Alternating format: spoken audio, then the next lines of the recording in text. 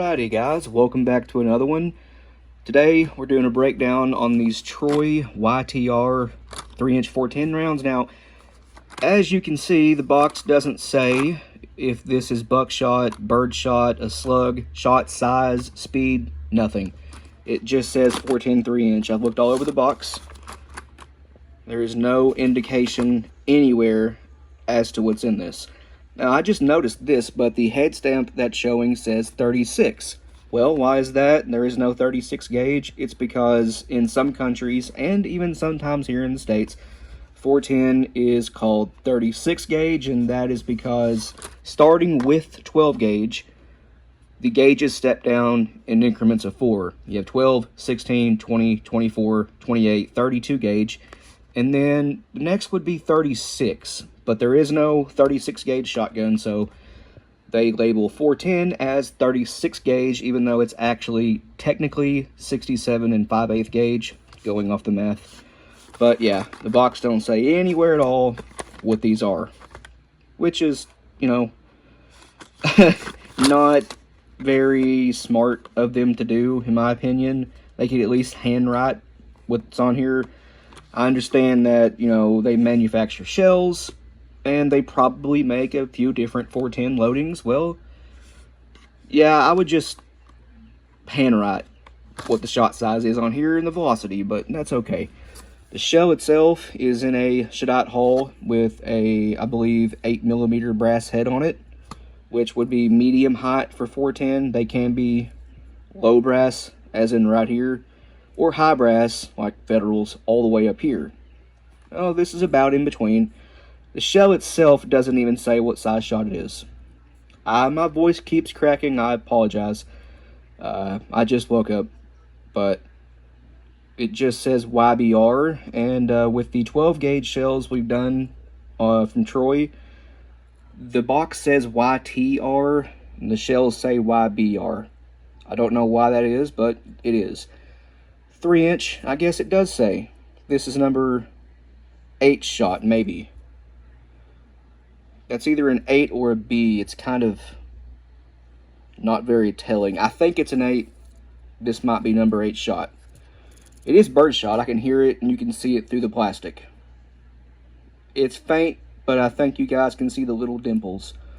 It appears to have a shot cup that ends right here where my thumbnail is. So not a full length shot cup. It has a 2.5-inch wad in it, which is okay. Not the best for patterns. With 3-inch 410, you typically, any shell length, but you want a wad that is full length for best patterns. This doesn't appear to have that, but I guess we'll find out. The crimps on them look okay. They are a little bit dished in. There is a pinhole, and it is a little deep. But again, that's fine. The pellets are too small to come out the hole. That's really all you need for lead. It's just... ideally, you want no hole in the center of the crimp. I know it's hard to see, but there, you can see it. It is too small for a pellet to come out of, even a number 9 pellet, as I like to say. So it's all good there. It appears to be put together fairly well. It is a nice looking shell. Nothing to really complain about, but let's open this up and see how they put it together. Okay, so there is 0.668 ounces of shot in here. This is supposed to be 11/16, going off that payload weight. The box, again, doesn't say. But 11/16 is 0.68. This is basically 0.67. It might be 5 pellets short of where it needs to be, but that is okay. You're not really going to miss those 4 or 5 or 6 extra pellets. You might, but I don't think you will. The shot itself looks okay. Focus. There. Okay, here's a better view of the shot. It is number 8. I measured it. They just look bigger in the shell. But yeah, it is number 8 shot, and they all appear to be roughly the same size. There are a couple that are egg-shaped. It's probably hard. It will be probably hard for you guys to see that, but a few of them are egg-shaped, and a few are kind of oxidized. The bottom row, right in the center of the screen, you can see that one is oxidized. Move up a couple rows, not rolls, and go over to the left, and you'll see another one that is slightly oxidized. And those do look bigger. They look closer to 7.5 shot than 8s. which would explain why they're a different color. But who knows, they could have accidentally got a few 7.5s mixed in too. But overall, I mean, that is some pretty nice looking shot. Appears to be high antimony. They didn't squeeze too easily on the pliers. I just dropped one. But they're not hard lead, but they aren't pure lead either. So it's some okay shot. Okay, so this surprised me. There is no full length or 2.5 inch anyway wad in that. No, it's just a brush wad, a pretty tall one. But yeah, as you can see, this is symmetrical. A lot of cushion going on there, double layer even. So it's pretty rigid. I don't imagine this shell would pattern too well with just a brush wad. They definitely could have used the shot cup in this, but that's okay. Maybe they weren't going for that. Short range only, I guess, but there appears to be a ball powder in there, and it also appears like it's kind of caked together, which powder typically does, especially ball powders. But let's weigh that and get a better look at it. I'll learn how to speak English one day, I promise, guys. Okay, so as you can see, this shell only has 7. How that's possible, I don't know. Now it says 6.8, but if we look at it, it is a larger flake than this stuff right here. Focus. There you go. It looks closer to this. It turns out this is not a Shadot hull. At least I don't think it is. That it still could be, because that looks like the Shadot CX2000 hot primer. The whole thing is copper washed, but I don't know if they put a red or blue or black or whatever sealant over the CX2000 hot primer. That looks like a Rio primer to me. If you don't know, Fiocchi primers and Rios, they are both bigger than USA size primers, but the Rio has a slightly larger flash hole than a Fiocchi does, and they both use a white paper sealant over the, under the flash hole. But there's the clock. I think this is a Rio primer. Okay, so what you're seeing here are the primer that came out of the 410 shell we're looking at, the Troy. This one is a Rio primer, that is a Fiocchi, and this is a Shadot CX2000. If we look at the top, you can see that the 410 primer right here, I don't know what it is. Again, I think it's a Rio. And the actual Rio primer had the exact same size flash holes with the white paper over them. The Fiocchi looks similar, but has a much smaller flash hole. About, I don't know, 25% smaller.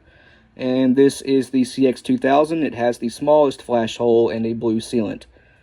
So, yeah, I'm thinking this is a Rio hull with some sort of Rio primer, but I've also never seen a Rio that was fully copper.